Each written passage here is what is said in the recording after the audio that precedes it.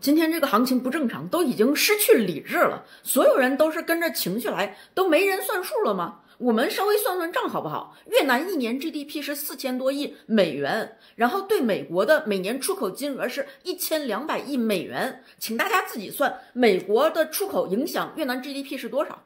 那再继续算，越南人口目前是1个亿啊，对美国每年的净顺差是1000亿美元。你用除法按人头除，等于每个越南人每年从美国人身上赚1000美元，对吧？那你再猜猜越南的人均收入是多少？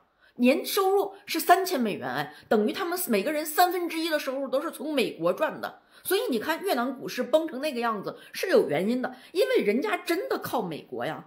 我们再算国内的数据，中国一年 GDP 185000亿美元，对美国出口的金额是每年5000亿美元。大家自己算，对美国出口影响中国 GDP 比例是多少？中国目前13亿人啊，每年对美国顺差3000亿美元，人均200多美元，折算成人民币是1600块呀。现在告诉你说啊，每年年终奖少发1600块，是要死了吗？还是怎么着？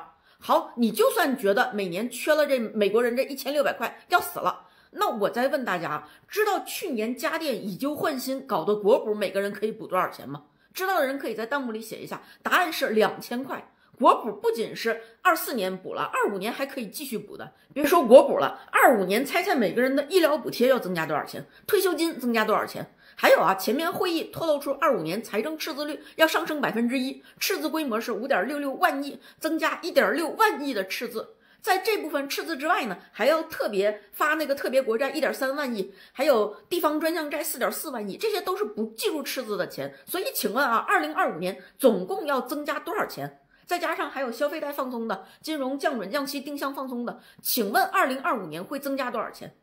别说今年的赤字率增加了，就算以后每年财政赤字率都增加1%，一连增加30年，我们以后的债务率到那个时候才刚比得上老美2012年的水平，好吗？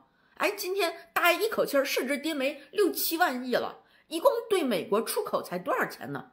所以想想今天为什么跌成这个孙子样了？你想想特朗普的政策是周3夜里发布的，然后我们国内周4是开市的，那个时候1天时间毛事儿没有啊，根本没带怕的。结果周五一休市呢，看着自己不动了，看着周边越南、韩国、日本跌趴了，看了一圈，周围人都跌趴了，然后才突然开始后爬起来。不是你为什么要跟周围的人比呢？越南是真的要靠美国赚钱，中国不是啊，为什么要跟越南比？还有日韩，人家自己都认为自己是养的狗，觉得跟美国亲，这次突然被他爸爸打了，等于是完全超预期的，完全意料不到未来是什么样子，超预期才跌成这个样子的。那中国跟美国贸易战都打7、8年了，你告诉我有什么是超预期的？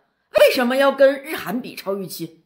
几千年来不都是周边看中国态度，现在整的要看周边国家跟人家亦步亦趋的。周4能看见自己的时候还啥事没有，哎，周5一休市看不着自己了，结果就开始看别人了。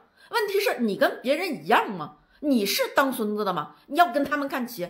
你是 GDP 1/3都靠美国，人均收入1/3都靠美国的吗？你是给老美当狗的吗？为什么好的不学，学坏的？